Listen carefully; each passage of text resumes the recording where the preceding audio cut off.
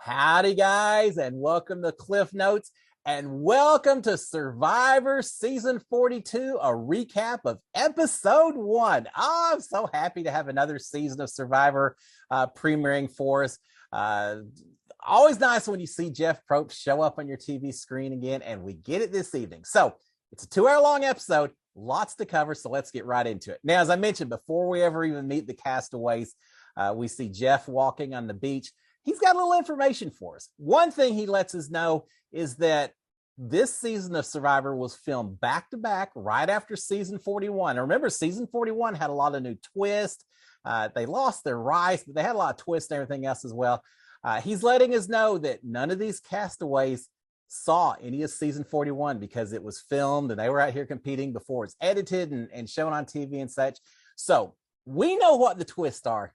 These castaways don't. We're going to get to watch and see how they explore the twists themselves, what decisions they maybe make differently, which ones they do the same way. Now, we are told some of the twists will be exactly the same. Some of them will be changed up just a little bit. And we already saw a little bit of that this evening. Tell me we aren't going to have another hourglass that someone gets to break. One twist that I hope gets changed around a little bit, but whatever. We'll see what happens. I'm interested to see if they change that around just a little bit, but we are going to see some of the same twist, and I'm curious to see how the teams are going to play it out this particular season. So that's exciting to hear.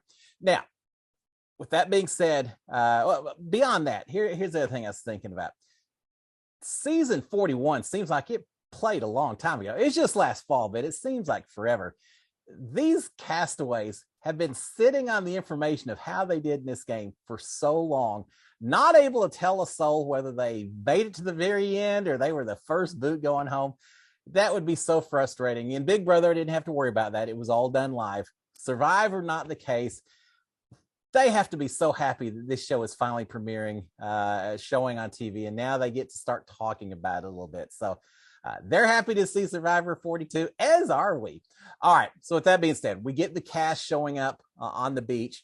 It's going to be 3 teams, 3 tribes of 6 members each. You know, it's interesting. They used to have 2 tribes that you'd have 8 players, sometimes 9 players. You could hide a little bit more when you had such a big tribe. You could maybe go a little bit under the radar. When there's only 6 players on a tribe, there isn't much hiding room. Everything's just a little bit more aggressive when you get these 3 tribes of 6. And we're going to see that tonight and throughout the whole rest of the season as well. 3 tribes of 6. I've got to thank the Survivor producers for color coding the clothing of these 3 tribes. So you've got a green tribe, an orange tribe, and a blue tribe. And all of them are wearing colors that more or less sync up with the particular color tribe they belong to. Until we learn the names of the players a little bit better, until we learn the names of the tribes themselves, this makes it so much easier to remember who's who and who's working with who. So thank you, CBS. Thank you, Big Brother. Thank you, Jeff Probst, for that. So we do see them wearing those clothes. I have heard that there's not a lot of say in what clothing you wear onto the show, that Survivor gives you a little bit of guidance as to what you may or may not be wearing. And it got me thinking on this because I saw people getting off those boats. Some people like Jonathan wearing shorts, pair of shorts, short sleeve t-shirt kind of thing. Perfect for the beach, perfect for being out in the sun, for competing, etc. But I saw some other people, a few of the ladies, a couple of the guys wearing long pants, one of the guys wearing a sports coat. Got me to thinking, if you had a say, what would you want to wear when you went onto the Survivor Island? I can't imagine that walking around the beach all day long wearing a pair of jeans that may be a little wet, may have a little sand mixed in, probably creates a whole lot of chafing in places that you don't want to be chafing at. You got to be a little bit miserable with some of the heavy, long clothing and everything that some of these castmates are wearing. But on the other hand, in the middle of the night, when it's raining a little bit, when the cold air is blowing in, you may really appreciate that little sports coat that you were asked to wear. So I don't know what the best answer is. I suppose you can do like some seasons, wear all that heavy clothing at night, strip down to your underwear the rest of the time and not worry so much about it. We'll find out what these castaways do this particular season. But I did notice the clothes, and yeah, that makes you wonder, what would you wear if you had the choice when you went on to the show? All right, with that being said, let's talk about they get right into it. There's not a lot of waiting around.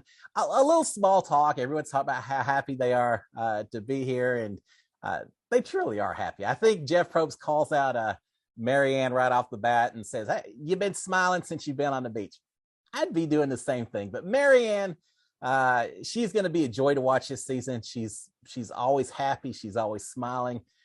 You see the joy and the passion in her for getting the opportunity to play this game. And that's what it's all about. So I quickly throughout this episode became more and more of a Marianne fan. I think she's going to be fun to watch. But as I said, they get right into the first competition, and it's to figure out who gets camp supplies when you get back to camp. Pretty typical Survivor type competition. One person from each tribe has to take off running through the jungle, crawl up a cargo net where you've got 2 paddles, canoe type paddles, rowboat paddles hanging from a rope. You have to untie them, race back to the starting point. Once you've done that, another member of the tribe has to run the opposite direction down the beach and up into the woods a little bit, grab some other paddles. Once you've done that, run back to the starting point again. At that point, everyone gets into a boat. They have to use those paddles to paddle out to a buoy. By the buoy or some bamboo sticks. You get those bamboo sticks, you paddle back to shore, and then the final tribe mate takes those bamboo paddles or sticks, uses rope to make a long pole, and just as we've seen in so many other seasons, tries to use that long pole to kind of manipulate a key that's hanging from a ring. Whoever can get that key first wins the competition, wins. So I think they won a pot, they won a machete, and they won flint to get back at camp to make life just a little bit easier for the winner of the competition. So we see the teams take off, and right off the bat, Jonathan, I talked about in my cast preview, thought this guy was going to be a competition beast, and he is. I didn't realize until I saw him side by side with everyone else. Yeah, here he is over here. There he is. There he is. There he is, right there. Jonathan, he is a big old muscular guy. He's like Jason Momoa. I mean, he's a big old guy, and he is an athlete. He takes off. He gets those paddles first. But Tori, who is she's a competition beast as well. I think she's going to do great amongst the women. She's not that far behind him, so she's coming along just a little behind him. And then a little further back, we've got Danny. And Danny, as we find out later, he falls at one point, and it turns out he dislocates his shoulder. Man, nothing easy about the game of Survivor. But we do see that happen. They all get back to starting line eventually. The next group takes off down the beach in the other direction to grab the paddles and come back. Pretty basic, right? Well, not so much. There's a twist in stage 2. These 3 players are told when they get there, they can't proceed until all 3 of them are together. At that point, they're given the option. They can just ignore these instructions, go ahead and grab the paddles, play the rest of the game just as you normally would. Or if they want to work together, they each get an advantage. And there's something about untying 20 knots. I'm not sure exactly what it is. The main thing is if they agree to work together, then they each will get an advantage to be used later in the game. Well, of course they're going to use it, right? Wouldn't use it? Yeah. There's 2 things that work with in favor of you using that advantage or working together. 1, you do get an advantage. You never know when that'll come in handy. But 2, it gives you an opportunity to develop a little bit of a relationship, a little bit of an alliance with 2 people on 2 separate tribes. And you never know when those may come in handy, right? So yeah, I thought it was a foregone conclusion that they probably would work together, and they do. And it turns out, we don't find out till a little bit later in the episode when they get a chance to read their advantages, but it turns out that these amulets, that these advantages consist of each of them getting an amulet. And these amulets have to all be played at the same time at the same tribal council, or I say tribal council. I'm not sure, it may be able to be played at other places, but all amulets in play have to be played at the same time. If 3 amulets are played, then each person will get an extra vote at, I guess, their next tribal council. If 2 are played, which means one of them is no longer in play because someone has gotten sent home. If only 2 amulets are played, then instead of getting extra votes, you get to steal a vote. And if there's only 1 amulet still left in play, it serves as an immunity idol. So the fewer amulets there are, the more power you contain. which creates an interesting rub. Do you, as I said, you've now maybe perhaps built up a little bit of relationship with these other two that may come in handy when tribes merge, things like that. But if you want to play a little sneakily, you can maybe perhaps work to get the other two evicted from their tribes. And if you can somehow do that or help the process along, suddenly your amulet has that much more power, and it's much easier to play. If it's just one, or even if it's just two, easier to get everyone to agree to play as opposed to all three. So yeah, you've potentially developed some relationships, but you also potentially have developed a little bit extra target on your back. And that's only amongst these three. If the people in the tribes find out that you've got these advantages, well, then each of these three have an even bigger target on their backs. Because of that, they all agree, we're not telling anyone. We're not telling a soul. There's mud and blood, and I think they overdo a little bit, but they cover themselves with mud and blood to make it look like they've just struggled and fought through who knows what to get to these paddles. We didn't see anyone questioning that, so apparently they got away with it. But if you're one of those three people, is it to your advantage to maybe whisper to some other people that, hey, your tribe mate has this power, just to see if you can get them voted out and get an amulet? I don't know. It's going to be interesting as we go forward. So I was kind of excited to see that particular twist. Now, as I mentioned at the beginning of the game, Jonathan, or the beginning of this challenge, Jonathan and the orange team are really dominating. Daniel and the green team, not so much at that point in time. But I noticed a little trend, not just here, but some of the other competition during the day as well, or during the episode. Jonathan is so dominant, and he really takes over these competitions. But someone who's used to being that dominant in a competition, are we going to see somewhere along the road where maybe he tries to take on too much of the load, too much of the effort, and the team pays a price as a result? I could see him not really easily relinquishing power to other people or relinquishing roles to other people. He looks like he may be one of those that really wants to do it all and really show off in terms of these competitions. And he's strong enough and good enough, he can get away with it. But it only takes one, and we'll see what happens. But Jonathan certainly proved himself tonight that he is a competition beast. So we've got that. But at the end, we see on their team, Mariah, who's actually built the bamboo poles and is trying to get keys, just doesn't quite go her way. She doesn't quite have it figured out. The poles are drooping too much. She never can get a hold of the key itself, and it takes long enough that the blue team, who was somewhere in the middle at some point, they eventually, Roxay is the one who is building the pole, the bamboo pole. He manages to hook onto that key, pulls it in. Blue team wins. Blue team wins the extra supplies back at camp. Kind of a come behind win, and showing that even though the orange team's pretty dominant, they aren't going to win them all. So they win the camp supplies, the pot, the machete, and the flint. But we also see, as I mentioned before, Daniel has a dislocated shoulder. Isn't that rough? But the medics come out and they pop it back in place. But throughout the rest of the episode, we still see him favoring that shoulder a little bit. There's some more rowing that takes place and some other things. This is going to bother him. I've had little shoulder injuries in the past. BB Comics in my season, I had a little shoulder injury. So it's going to bother him for the rest of these 29 days or so they're out on the island. We'll see how much it affects him, but not a good start for Daniel with that injury. And the other thing, even if it doesn't affect him too badly, these tribe mates are looking for any excuse to send someone home when it comes time for it. The first time that Danny's tribe, the Green tribe, has to go to tribal council, is someone going to suggest sending him home just because he's got an injured shoulder and can't fully contribute? Again, any reason whatsoever, people are searching for. So Danny may be in a little bit of a tight spot right now. I know that's not the way he wanted to start the game. We shift after the competition. Again, the blue team got the supplies. The other teams not so much. They're going back without anything. But we immediately go to the blue team as they're kind of celebrating back in camp, and we see very quickly that Tori, who she's a counselor, a mental health therapist, athletic, etc. She's already starting to build some alliances within the tribe. She's talking to Zach and Swati and basically saying, look, we're the three younger people on this tribe. Kind of work together is what she's hinting at. She does a good job. She realizes they're a little bit into Harry Potter, so she starts talking about Harry Potter and anything she can do to kind of ingratiate herself with the two of them.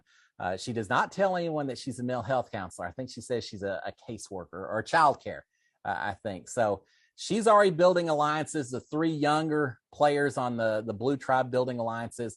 But while they're doing that, the three older players on the blue team, which is Romeo and Roxroy. I'm gonna have to practice that now.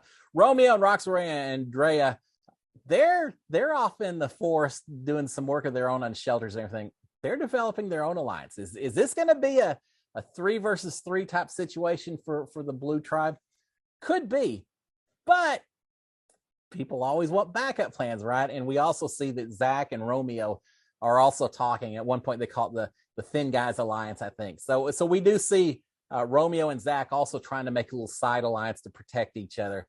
So it doesn't take them long at all to start the planning and the conspiring and the aligning and everything else that we love to see in Survivor. So meanwhile, over on the Green Tribe, which is the Vati Tribe, I'll learn these eventually. The Vati Tribe, they find out that they've got a second chance to win the supplies that they didn't win at the first competition by either playing Savvy or Sweat, 2 different contests that they can try to win supplies in. The Savvy competition consists of looking at a triangle that has all kinds of lines inside, counting up how many total triangles exist within this one big triangle. We saw this challenge last season, but no one chose to do it. They wanted to do the Sweat one instead. The Sweat challenge is that one person has to grab a heavy pot, go down the beach to where there's a barrel, take water from the pot, fill up the barrel. They have to do that. They've got 4 hours to fill up a 55-gallon barrel. Now, the difference is we saw that last season, but last season, 2 people were responsible for filling up that barrel. This season, it's only one person who's responsible for filling it. And it makes a big difference. I think last season, 2 people probably were thinking, well, we can kind of work together. At least there's one other person I can develop a tight bond with if I'm doing this work. So maybe it's worth it and I'll do it. This season, since it's only one person, no one wants to be that one person and have the other 5 people on your tribe all working and talking together, and then suddenly you're the outcast. So we actually see Mike, the retired firefighter from the green team, saying, yeah, I know they're going to want me to do it because I'm kind of the big muscular guy on this tribe, but there's no way I want to be by myself for the next 4 hours doing that while they're working together. So he immediately starts pushing to solve the triangle puzzle instead. And as it turns out, both of the tribes choose to go with the triangle puzzle, which is completely the opposite of what we saw last season. And so they're working on the puzzle, and eventually they both get it right. And I'm not going to give the total numbers in case anyone wants to play along, but they both get the number correct on the first try. So it wasn't easy, but if you look at it enough, you can eventually figure out. So they both have, all 3 tribes now have the machete, the pot, and the flint. So they'll have a little bit decent night. They still don't have rice, but at least they've got some supplies to build their shelters and such as that. Now, we do see the shelters being built, and we're in the blue camp at this point in time. And Roxroy, being one of the older players in this particular tribe, is trying to take a little control, exert a little leadership, certainly play the boss in terms of how the shelter is being built. He gets on some of the younger players saying, look, you got to have a better work ethic. You need to buckle down and do this. He really is coming out a little strong. Eventually he recognizes it, and Andrea says, just take it down a notch. Roxroy has to be very careful that he doesn't alienate everyone else by coming on too strong, too fast, too aggressive, and just pushing, just getting a little too bossy, which is what we saw. And the other players are noticing it. So yeah, it's a sign of the times, perhaps. It's part of the edit. You see this little foreshadowing in these first episodes or 2. It makes me think that Roxroy may have a little bit of issue going forward with taking a little bit too much control from some of the other players. We'll see how that happens going forward. We do hear a few stories as we're getting introduced to the different players. We hear Jackson's story about his transitioning. He tells the rest of the tribe that he's transgender, and he tells a story about his life. And I gotta say, I like these kind of a little more humanizing of all the players. We get to hear their backstories, and we hear that from a lot of players this evening. We'll hear more as we continue forward, but in Jackson's case in particular, it's so great to hear that at the end, it basically things weren't always great, but at the end, it kind of brought his whole family together. That he developed a relationship with his dad that he hadn't had previously, and I was glad to hear that story. So I'm glad CBS took the time to let us hear a little bit of that. We then go to the Green Tribe, and I mentioned in the Blue Tribe, it seems like two groups of three. Green Tribe, a little bit different division. It seems like they're starting to break up into three duos, six players, three groups of two, more or less. It seems like from what we're seeing and hearing. Hai and Lydia are one duo. Mike and Jenny are another duo. And then Daniel and Chanel are the final group of final duo in the Green Tribe. We'll see if that sticks together, but it could be three groups of two, and we'll see what happens with that. We do find out while the Green Tribe is talking, someone asked Daniel, says, first of all, they're kind of applauding him, saying, look, you couldn't even tell that you dislocated your shoulder. In a lot of ways, dislocating his shoulder probably bought some good faith credit for Daniel, because he was way behind on that competition. If he didn't have some kind of injury, people very well may have really held that against him, that he gave them a really tough starting point because he didn't do so well in the challenge. But the fact he dislocated his shoulder kind of gives him an excuse for why he didn't do so well. The fact that he sat there and gritted his teeth while they popped it back in place, and apparently now he's been working hard around the camp, it's kind of bought a lot of credit for him, that people are saying, hey, you're a fighter, you're a champion, keep at it and everything. Well, while they're talking about some of that, I think Mike is the one who says, hey, can I ask what the scar is on your chest? And Daniel mentions that he beat leukemia as a teenager, and we see some pictures of his background, and I like that. I like the fact that he's able to serve as a bit of a role model for people who are going through tough situations right now, and so he did that. Later, we get to see Marianne talking about how she always grew up. She's grown up. She was always kind of the weird girl. I think that's how she described herself, and she just is out there to let all the other weird children of the world, or at least the United States and Canada, know that it doesn't matter. They can still get on Survivor. They can still do wonderful things. I love the message that she conveyed as well. So again, I like to feel good stories. All right, now we go back to the blue team, and we see a mistake being made. We saw Roxroy making a little bit of a mistake earlier.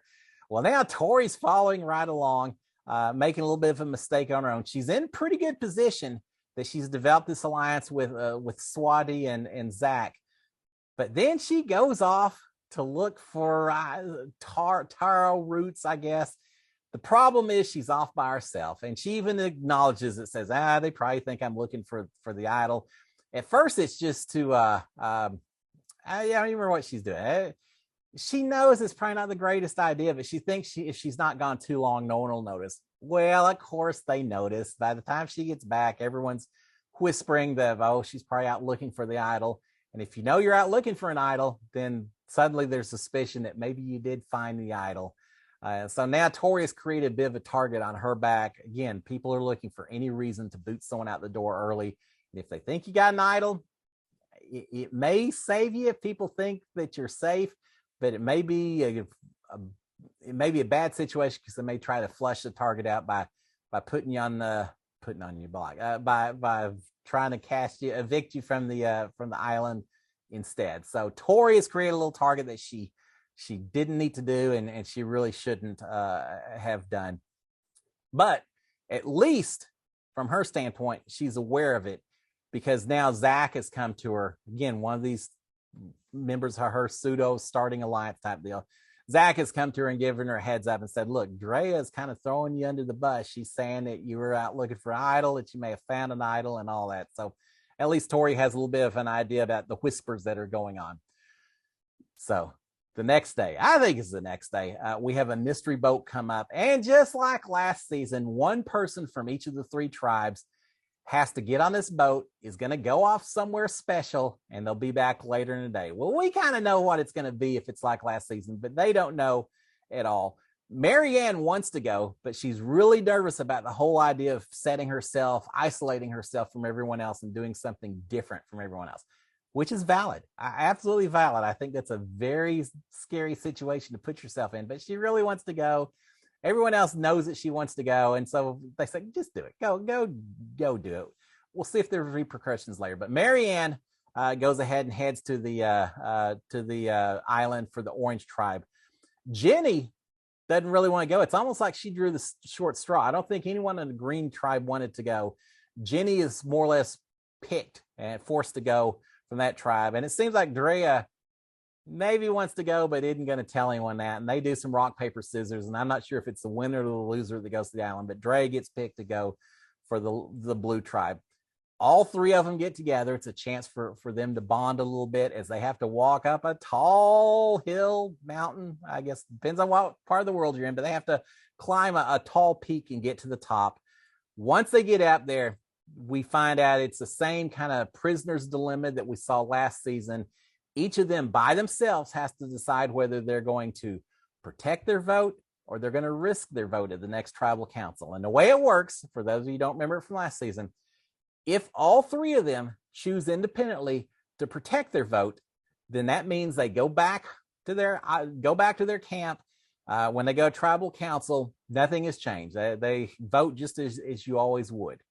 If all three of them vote to risk their vote, it's unanimous to risk it, then that means all three of them lose their vote at their next tribal council. So it hurts all of them. If, on the other hand, it's a split decision. If one or two vote to risk their vote, one or two vote to protect their vote, the ones who protect their vote, nothing happens. They get their vote just like always.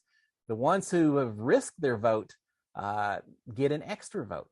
So again, you got to kind of think what the other two are going to do or what the other one is going to do and decide just how important or not so important it is to either get an extra vote or to risk your vote. I got to say, as I mentioned before, when there's only 6 people in a tribe, that vote is incredibly important. As a first look, I've said last season, I say again this season, as a first look, I probably would be more willing to or more leaning towards protecting my vote to make sure I had that vote to sway or to have some control at the next tribal council. But if you risk it and you get that extra vote, it's not just the next tribal council. You get to use that extra vote, I don't know, until there's like 6 people left or so. I don't remember how far into the game it goes, but there's a lot of tribal councils that you get to carry that extra advantage in. So that may swing it. And it's an interesting decision, and it's really about trying to read the intentions of people that you just met an hour or so ago, which makes it a little bit harder. Well, as it turns out, we do have a split decision. We've got Drea and Marianne both decide they're going to risk it. Marianne says, I came to risk it. I'm not going to play easy. This is my one chance. I want to risk it. And so she and Marianne and Drea both risk their vote. Jenny is the deciding vote. If she also risks hers, they all lose their votes. But as it turns out, Jenny protects her vote. She thinks holding on to that vote is more important. So as a result, nothing happens to Jenny, but Drea and Marianne are both going to have an extra vote going forward at some point in time. So congratulations to them for taking the risk. And as a result, they get a little advantage that may come into play very quickly on down the road. So that was fun. All right, once they get back to the island, we get a bit of a surprise, and I hate. It's always a little nerve-wracking when you see Jeff Probst show up. I can only imagine as a viewer, it's nerve-wracking. If you're on the tribe and you see him show up, you gotta be sweating bullets because he doesn't show up except for the challenges and tribal council. To show up on the beach there, probably not a good sign. As it turns out, not a good sign. This particular episode, he shows up, he immediately wants to go talk to Jackson. Well, it turns out that Jackson, I guess, sounds like he had maybe had some addiction issues with lithium in the past, had figured that he'd have it out of his system, be done with it by the time he got on the island. And maybe that was the case, but I guess as you wean yourself off this stuff, it can lead to some medical risk and risk to your body, dehydration, a lot of the other issues. I'm not even sure what it all was, but the fact that he had this and didn't tell the medical team until just a day or two before going on the island apparently created issues. They let him play the first day or two while they evaluated. They had to be scratching their heads trying to figure out what they needed to do back in the producer's tent, wherever that may be. But Jeff eventually shows up and says, look, we gave it a day or two, but we just can't risk it out here. It's just not safe medically. You're too far away and all that. And Jackson takes it very, very well. Props to Jackson for owning up to it, for complete, open, total disclosure. He doesn't try to hide anything. He just says, yeah, I'm glad I got to do it, even if it's so short. And I hate that's the way it is, but it is what it is. And he's very open about it. And I applaud that. I hate to lose him. Man, I thought Jackson was going to have an incredible story. I thought he was going to do well in the game itself. He's a Houston neighbor, and he's close to my age. So for a whole lot of reasons, I was really cheering for Jackson not to be this season. He unfortunately gets the first boot. He gets pulled off the island. He didn't self-evict. It wasn't by his choice. It was producer's choice, and he accepts it and moves on. And the rest of the tribe is very, very upset, very disappointed. I think part of it, you bond quickly, I think, in these kind of reality shows. And they went from 6 players down to 5 players very quickly as well. So from a strategic standpoint and from just an emotional friendship standpoint, not what this tribe needed or wanted. And I didn't want it either. I hate that we're losing Jackson, but such is life on the Survivor Island, right? With that being said, we move on to the immunity challenge. This challenge, we've seen challenges like this before. Basically, everyone has to dive into the water, reach a boat, pull everyone into the boat. Once they do that, they have to paddle to shore, but along the way, there's 3 floating docks that have some pretty heavy chests. They have to put each of those chests into their boat. They have to make it to shore. Once they make it to shore, the boat and these 3 chests have to be slid up the shoreline onto a track underneath a cargo net. Once they make it to the far edge, open up the 3 chests. There's a bunch of puzzle pieces inside, and the final member of each tribe will then form a circular dragon puzzle, I think they called it.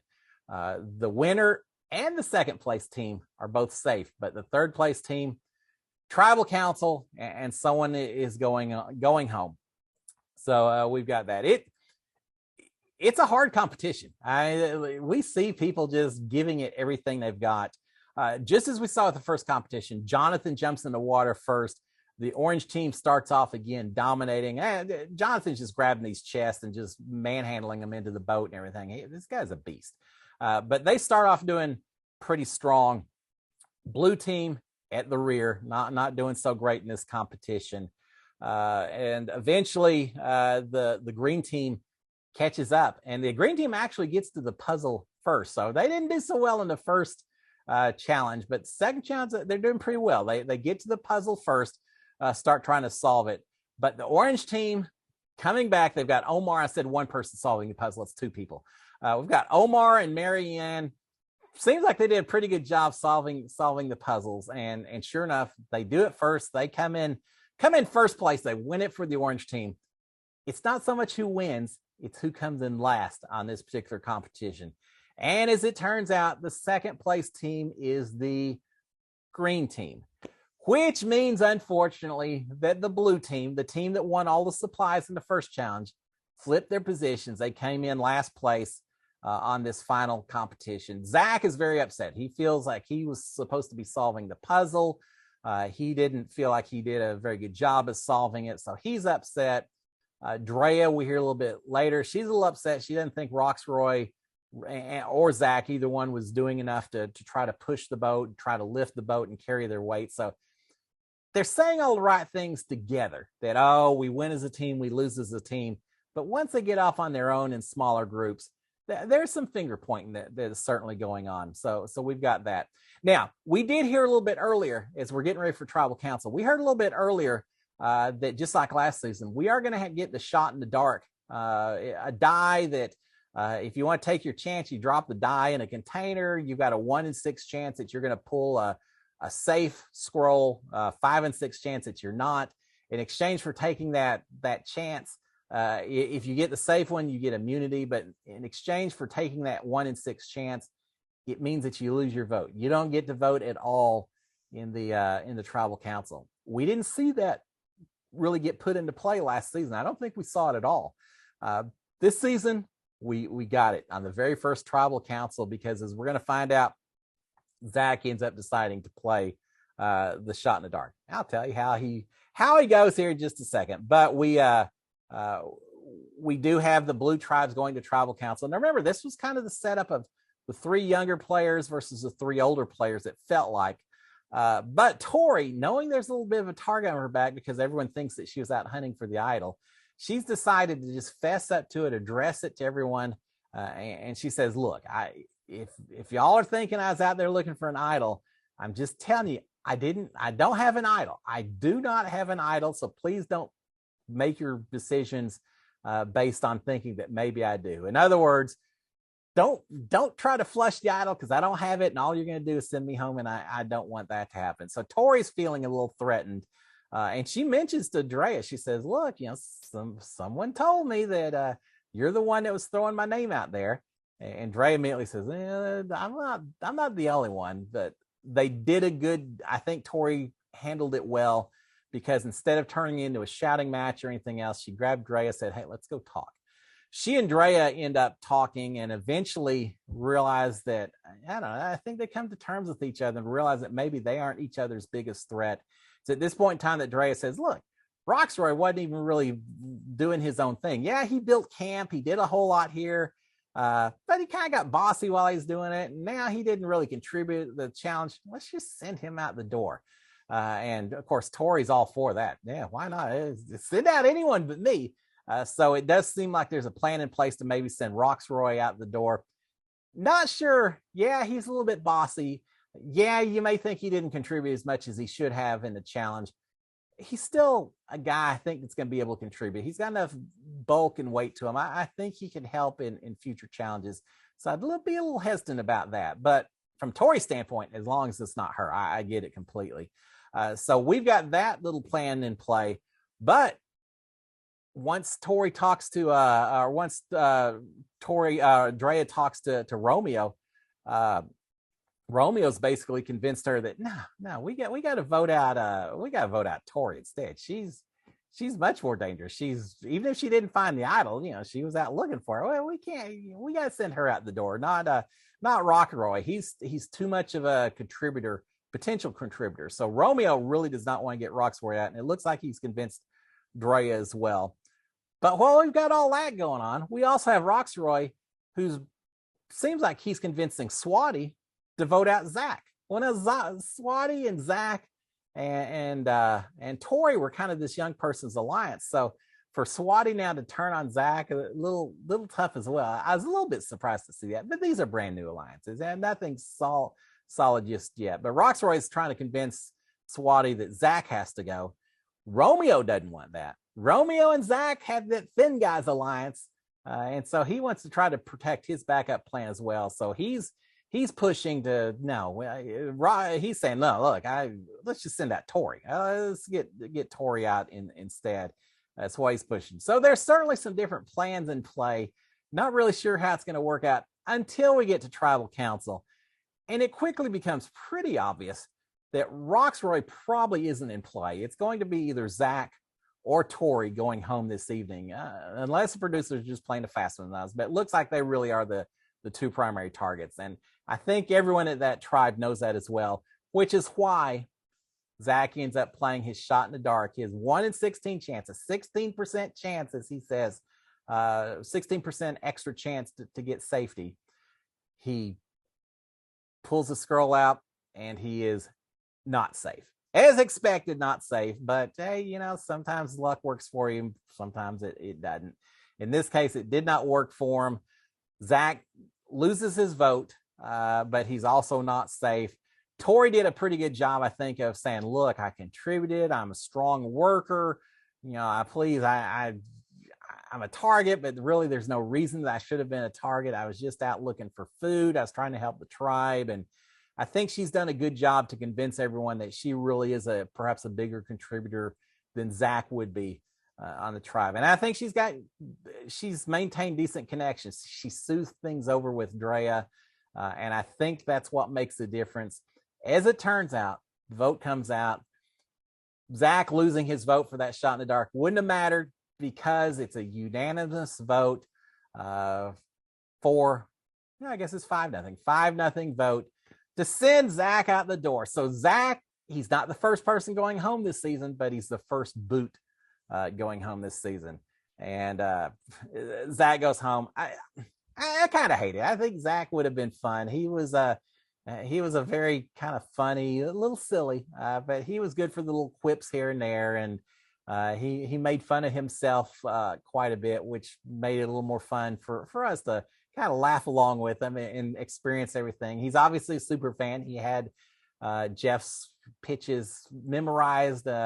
Torch represents life, fire represents life, etc. I think he would have been great to see, but he just didn't prove in these first couple of challenges that he could provide enough contribution to the tribe, and that's all it took to send the first person from a tribal home. And unfortunately, it was Zach, the 22-year-old student from Missouri.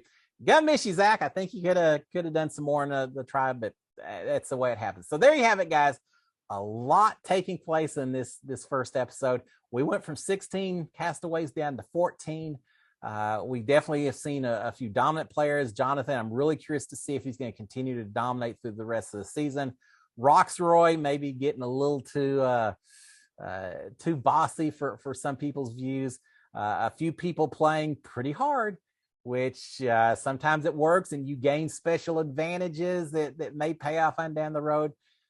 Sometimes it doesn't work so well, as Tori discovered, if you're accused or you're suspected of playing too hard, and that puts a target on your back as well. So guys, it was a fun 2 hours. I can't wait till next Wednesday. I hated to lose Jackson. I hated to lose Zach, but that's the way the Survivor game plays.